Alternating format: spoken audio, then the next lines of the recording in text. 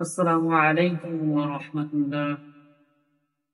আলহামদুলিল্লাহ, আল্লাহ পাকের সমস্ত প্রশংসা যে আল্লাহ পাক আমাদেরকে মুসলমান বংশে পাঠাইছে।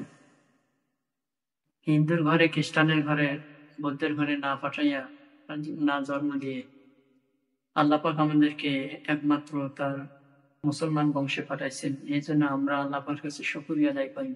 আলহামদুলিল্লাহ, আলহামদুলিল্লাহ যে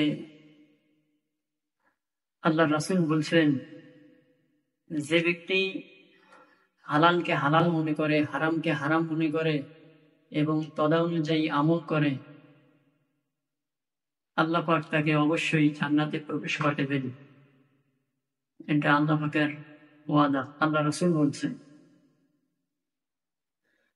যে বলাইতেছে, হাদিসে আছে, যে মুসলমান ব্যক্তি এক মুসলমানকে কষ্ট দেয়, যে এক মুসলমান আর এক মুসলমানকে কষ্ট দেয়, আল্লাহ রাসূল বলেন, সে আমাকে কষ্ট দিল। আর যে আমাকে কষ্ট দিল, সে আল্লাহকে কষ্ট দিল এবং আল্লাহকে সে নারাজ করে। আল হাদিস,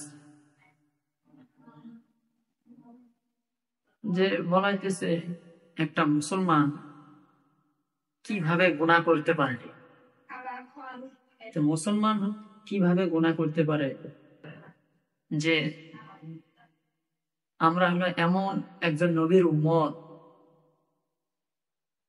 এত দামি, এই নবী যতক্ষণ পর্যন্ত জান্নাতে যাবে না, অন্যান্য নবীরও জান্নাতে যাইতে পারবে না।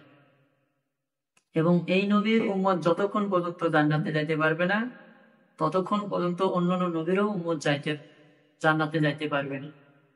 এত দামি আমরা মুসলমান।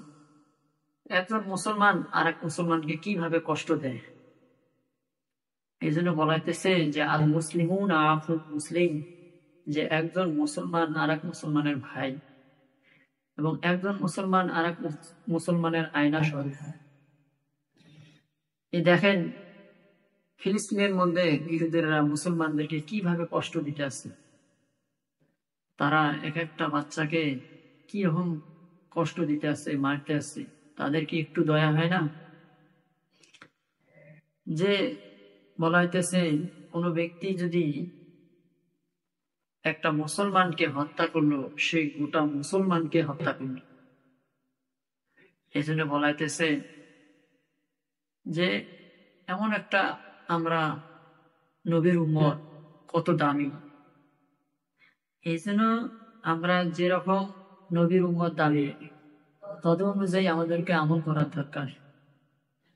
যে আল্লাহর রাসূল কিভাবে তার সুন্নতকে জিন্দা রাখা যায়, কিভাবে আল্লাহ রাসূলকে ভালোবাসা যায়। যে আল্লাহর রাসূলের সুন্নত যারা ভালোবাসে, সে আল্লাহকে ভালোবাসে, আল্লাহ রাসূলকে ভালোবাসলো। আর যারা আল্লাহ রাসূলকে ভালোবাসলো, সে আল্লাহকে পেয়ে গেল।